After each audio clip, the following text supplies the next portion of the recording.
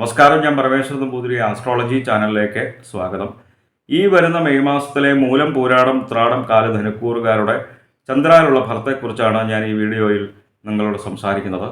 ജ്യോതിഷത്തെ ബഹുമാനിക്കുന്നവർക്കും വിശ്വസിക്കുന്നവർക്കും വേണ്ടി മാത്രമായാണ് ഞാൻ ഈ വീഡിയോ ചെയ്യുന്നത് എന്നതിനാൽ ജ്യോതിഷത്തിൽ വിശ്വാസമില്ലാത്തവർ ദയവ് ചെയ്ത് ഈ വീഡിയോ കാണരുത് എന്നാണ് എൻ്റെ വിനീതമായിട്ടുള്ള അപേക്ഷ. ധനുക്കൂറുകാർക്ക് ഈ വരുന്ന മെയ് മാസം സൂര്യൻ നിൽക്കുന്നത് 5ലും 6ലുമായിട്ടാണ്. 5ൽ നിൽക്കുന്നതായിട്ടുള്ള സൂര്യനെ കൊണ്ട് അത്ര നല്ല ഫലത്തെയല്ല സൂചിപ്പിക്കുന്നത് എങ്കിൽ 6ലേക്ക് വരുമ്പോൾ വളരെ ഗംഭീരമായിട്ടുള്ള ഫലത്തെയും സൂചിപ്പിക്കുന്നു. അതായത് 5ൽ നിൽക്കുന്ന സൂര്യനെ കൊണ്ടുള്ള ഫലത്തിൻ്റെ നേരെ വിപരീതമായിട്ടുള്ള ഫലമാണ് 6ലേക്ക് വരുമ്പോൾ. 15-ാം തീയതി വരെ 5ൽ നിൽക്കുമ്പോൾ ശത്രു, ദുഃഖ, രോഗ, ദുരിതങ്ങൾ വന്നു ചേരുക, ശത്രുപരമായിട്ടുള്ള ഉപദ്രവങ്ങൾ വന്നു ചേരുക, പലവിധ രോഗ ദുരിതങ്ങൾ വന്നു ചേരുക. ഈ മോശഫലമാണ് സൂചിപ്പിക്കുന്നത് എങ്കിൽ 6ലേക്ക് വരുമ്പോൾ ശത്രു, ദുഃഖ, രോഗശമനം, ശത്രുപരമായിട്ടുള്ള ഒരു ഉപദ്രവങ്ങളും നമ്മളിലേക്ക് വന്നു ചേരാത്ത ഗംഭീരമായിട്ടുള്ള ഫലം. അതുപോലെ തന്നെ ഏതെങ്കിലും വിധേന രോഗദുരിതങ്ങൾ അനുഭവിച്ചിരുന്നുവെങ്കിലോ ആ രോഗങ്ങൾക്കും മുക്തി വന്നു ചേരുന്ന ഗംഭീരമായിട്ടുള്ള ഫലമാണ് ധനുക്കൂറുകാർക്ക് 6ൽ നിൽക്കുന്ന സൂര്യനെ കൊണ്ട് സൂചിപ്പിക്കുന്നത്. 4ൽ നിൽക്കുന്ന ചൊവ്വയെ കൊണ്ട് അത്ര നല്ല ഫലത്തെ അല്ലാട്ടോ സൂചിപ്പിക്കുന്നത്. 4ൽ നിൽക്കുന്ന ചൊവ്വയെ കൊണ്ട് ഉദരവ്യാധി ഉണ്ടാവുക, വാഹനം ഉപയോഗിക്കുമ്പോൾ പ്രത്യേകിച്ച് ശ്രദ്ധിക്കേണ്ടതുണ്ട്. അതേപോലെ തന്നെ ദുർജന സംസർഗം, നമുക്ക് ചേരാത്തവരുമായിട്ട് കൂട്ടുകൂടുവാനായിട്ട് ഇടവരിക. നമുക്ക് ചേരാത്തവരുമായിട്ട് കൂട്ടുകൂടിക്കഴിഞ്ഞാൽ നിങ്ങൾക്കാണെന്നുണ്ടെങ്കിലും എനിക്കാണെന്നുണ്ടെങ്കിലും നല്ല ഫലമല്ലല്ലോ വന്നു ചേരുക. അതേപോലെ തന്നെ ഉദരവ്യാധി, ഈ ഉദരവ്യാധി എന്ന് പറയുന്നത് വയറ് സംബന്ധമായിട്ടുള്ള രോഗദുരിതങ്ങൾ. വയറ് സംബന്ധമായിട്ടുള്ള രോഗദുരിതങ്ങൾ വരുന്നത് തന്നെ ഒരു പരിധിവരെ നമ്മൾ കഴിക്കുന്ന ആഹാരത്തിലൂടെയാണല്ലോ. അപ്പോൾ ശുദ്ധമായിട്ട് വൃത്തിയായിട്ടുള്ള ഭക്ഷണം ശ്രദ്ധിച്ച് കഴിക്കുവാനായിട്ട് ശ്രമിക്കുക. അതേപോലെ തന്നെ പ്രത്യേകിച്ച് വാഹനം ഉപയോഗിക്കുമ്പോൾ പ്രത്യേകിച്ചൊന്ന് ശ്രദ്ധിക്കുക. 11-ാം തീയതി വരെ 4ൽ ബുധൻ നിൽക്കുമ്പോൾ നല്ല ഫലത്തെ സൂചിപ്പിക്കുന്നു. ഓരോ ഗ്രഹങ്ങൾ ഓരോരോ സ്ഥാനത്ത് നിൽക്കുമ്പോൾ വ്യത്യസ്തങ്ങളായിട്ടുള്ള ഫലങ്ങളാണ് സൂചിപ്പിക്കുന്നത്. പരസ്പര വൈരുദ്ധ്യങ്ങളായിട്ടുള്ള ഫലങ്ങൾ നമുക്ക് ജ്യോതിഷത്തിൽ ഉടനീളം കാണുവാനായിട്ട് സാധിക്കും.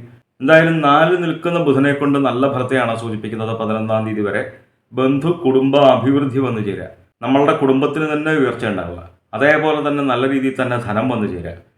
11-ാം തീയതി വരെയാണ്. 11-ാം തീയതിക്ക് ശേഷം 5ലേക്ക് വരുമ്പോൾ ഭാര്യ പുത്ര കലഹം ഉണ്ടാവുക, ഭർത്തൃപുത്ര കലഹം ഉണ്ടാവുക, കുടുംബത്ത് കലഹം ഉണ്ടാവുക. കുടുംബത്ത് കലഹം ഉണ്ടാവുന്നതും നിങ്ങൾക്കും എനിക്കും ആർക്കും ഇഷ്ടമുള്ള കാര്യമല്ല. അപ്പോൾ ഒരു പരിധിവരെ കലഹം വന്നു ചേരുന്നത് തന്നെ നമ്മളുടെ വാക്കുകൾ നിമിത്തമാണ് എന്ന് മനസ്സിലാക്കി വളരെ നല്ല വാക്കുകൾ സംസാരിക്കുവാനായിട്ട് ശ്രമിക്കുക. അനാവശ്യമായിട്ടുള്ള തർക്കങ്ങളിൽ ഏർപ്പെടാതിരിക്കുക. ഇങ്ങനെയൊക്കെ ശ്രദ്ധിച്ചാൽ ഈ 5ൽ നിൽക്കുന്ന ബുധനെ കൊണ്ടുള്ള മോശഫലത്തെയും നമുക്ക് ഒരു പരിധിവരെ മറികടക്കുവാനായിട്ട് സാധിക്കും. മെയ് 1-ാം തീയതി തന്നെ 5ൽ നിൽക്കുന്നതായിട്ടുള്ള വ്യാഴം 6ലേക്ക് വരികയാണ്.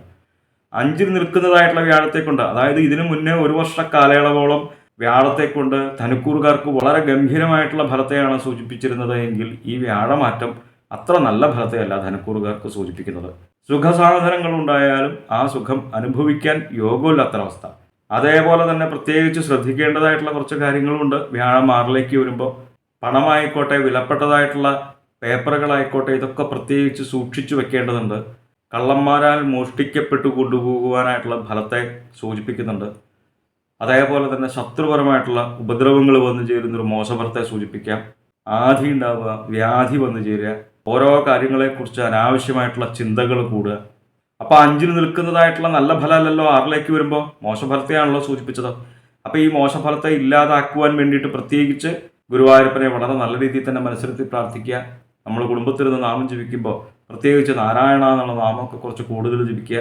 ഈ വരാൻ പോകുന്നതായിട്ടുള്ള ഒരു വർഷ കാലയളവോളം പ്രത്യേകിച്ചും നമ്മളുടെ എല്ലാവർക്കും എപ്പോഴും ഗുരുവായൂർക്ക് പോകാൻ സാധിച്ചു എന്ന് വരില്ല. അതുകൊണ്ട് തന്നെ നമ്മളുടെ സമീപ പ്രദേശത്തുള്ള വൈഷ്ണവ ചൈതന്യം നിലകൊള്ളുന്നതായിട്ടുള്ള ക്ഷേത്രങ്ങളിൽ ദർശനം ചെയ്യുക.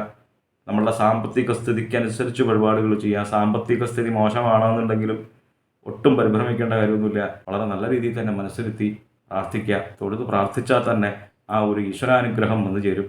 ഈശ്വരാനുഗ്രഹം വന്നു ചേർന്ന് കഴിഞ്ഞാൽ ഈ 6ൽ നിൽക്കുന്ന വ്യാഴത്തെ കൊണ്ടുള്ള മോശഫലത്തെ നമുക്ക് ഒരു പരിധിവരെ കുറയ്ക്കുവാനായിട്ട് സാധിക്കും, ഇല്ലാതാക്കുവാനായിട്ട് സാധിക്കും. 19-ാം തീയതി വരെ ബുധൻ 5ൽ നിൽക്കുമ്പോൾ നല്ല ഫലത്തെയാണ് കേട്ടോ സൂചിപ്പിക്കുന്നത്. നല്ല രീതിയിൽ തന്നെ ധനം വന്നു ചേരുക. പ്രത്യേകിച്ച് എടുത്തു പറയേണ്ടതായിട്ടുള്ള ഫലം ഗുരുജനങ്ങളെ കാണുവാനായിട്ട് സാധിക്കുക, ഗുരുവിൻ്റെ അനുഗ്രഹമൊക്കെ വാങ്ങുവാനായിട്ട് സാധിക്കുക, ബന്ധു, കുടുംബ അഭിവൃദ്ധി വന്നു ചേരുക, നല്ല ഫലത്തെയാണ് സൂചിപ്പിക്കുന്നത്. പക്ഷേ 6ലേക്ക് ശുക്രൻ വരുമ്പോൾ 19-ാം തീയതിക്ക് ശേഷം അത്ര നല്ല ഫലമല്ല. ശത്രുപരമായിട്ടുള്ള ഉപദ്രവങ്ങൾ വന്നു ചേരുക, പലവിധ രോഗ ദുരിതങ്ങൾ വന്നു ചേരുക. ശത്രുപരമായിട്ടുള്ള ഉപദ്രവങ്ങളൊക്കെ വന്നു ചേരാൻ ആരാഗ്രഹിക്കുന്നത്? അപ്പോൾ ഈ മോശഫലത്തെ ഇല്ലാതാക്കാൻ വേണ്ടിയിട്ട് പ്രത്യേകിച്ച് ചോറ്റാനിക്കര ഭഗവതിയെ വളരെ നല്ല രീതിയിൽ തന്നെ മനസ്സിലെത്തി പ്രാർത്ഥിക്കുക. എല്ലാവർക്കും എപ്പോഴും ഗുരുവായൂരും ചോറ്റാനിക്കരയും ശബരിമലയൊന്നും പോകാൻ സാധിച്ചു എന്ന് വരില്ലല്ലോ. പക്ഷെ നമ്മൾ കുടുംബത്തിൽ നിന്ന് നാമം ജപിക്കുമ്പോൾ ചോറ്റാനിക്കര ഭഗവതിയെ വളരെ നല്ല രീതിയിൽ തന്നെ മനസ്സിലെത്തി പ്രാർത്ഥിക്കാം. നമ്മൾ കുടുംബത്തിൽ നിന്ന് നാമം ജപിക്കുമ്പോൾ സർവജ്ഞയെ സർവവരതയെ സർവദുഷ്ടഭയങ്കരി സർവസ്യ ആർത്തിഹരേ ദേവി നാരായണ നമോസ്തുതേ, ഈ സ്തോത്രമൊക്കെ ജപിച്ചു കഴിഞ്ഞാൽ ഈ മോശഫലത്തെ നമുക്ക് ഒരു പരിധിവരെ ഇല്ലാതാക്കുവാനായിട്ട് സാധിക്കും.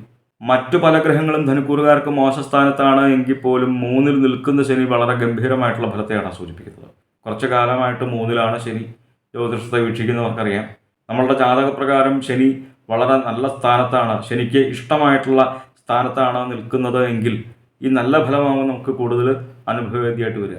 നല്ല രീതിയിൽ തന്നെ ധനം വന്നു ചേരുക, നല്ല രീതിയിൽ ആരോഗ്യം വന്നു ചേരുക. ആരോഗ്യം വന്നു ചേരുക എന്ന് പറയുന്നത് തന്നെ രോഗങ്ങളില്ലാത്ത അവസ്ഥയാണല്ലോ. ഏത് കാര്യങ്ങൾ ആഗ്രഹിച്ചാലും അത് നമ്മളിലേക്ക് വന്നു ചേരുക, സർവാഭീഷ്ട സിദ്ധി.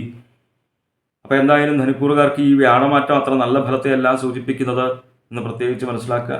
എന്തായാലും ധനുക്കൂറുകാരുടെ ഗ്രഹപിടാദോഷ പരിഹാരങ്ങൾക്ക് വേണ്ടിയിട്ട് നമ്മൾ ചെയ്യുന്നതായിട്ടുള്ള നാമജപാദികളും ക്ഷത്രദർശനാദികളും പുണ്യമായിട്ടുള്ള കർമ്മങ്ങളും തുടരുക. നമ്മളറിയാതെ തന്നെ നമ്മളിലേക്ക് വന്നു ചേരുന്നതായിട്ടുള്ള ദുഃഖങ്ങളെയും ദുരിതങ്ങളെയും നമ്മളുടെ നാമജപത്തിലൂടെ, ഈശ്വര സേവയിലൂടെ, പുണ്യമായിട്ടുള്ള കർമ്മങ്ങളിലൂടെ നമുക്ക് തന്നെ മറികടക്കുവാനായിട്ട് സാധിക്കുമെന്ന് മനസ്സിലാക്കുക. നാമസങ്കീർത്തനം യസ്യ സർവപാപത്രനാശനം, അങ്ങനെയാണ് പറയുന്നത്. ഈ കലികാലത്ത് നമ്മളുടെ ദുഃഖങ്ങളെ ദുരിതങ്ങളെ ഇല്ലാതാക്കുവാൻ വേണ്ടിയിട്ട് ഏറ്റവും ലളിതമായിട്ടുള്ളൊരു ഉപായം നാമജപമാണ് എന്ന് മനസ്സിലാക്കുക.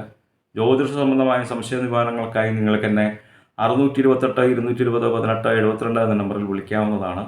9497095577 എന്ന നമ്പറിൽ വാട്സപ്പ് ഉണ്ട്. വാട്സപ്പിൽ നിങ്ങൾക്ക് നിങ്ങളുടെ ജനിച്ച സമയവും സ്ഥലവും ഡേറ്റ് ഓഫ് ബർത്തും ഒക്കെ അയച്ചു തരികയാണ് എങ്കിൽ നിങ്ങളുടെ ഗ്രഹസ്ഥിതി ഉണ്ടാക്കി ഇപ്പോഴത്തെ മഹാദശയും ദശാപഹാരവും നമുക്ക് മനസ്സിലാക്കുവാനായിട്ട് സാധിക്കും.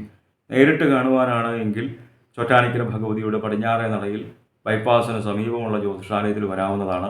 628 220 18 72 എന്ന നമ്പറിൽ മാത്രം വിളിക്കാൻ ശ്രമിക്കുക. നന്ദി, നമസ്കാരം.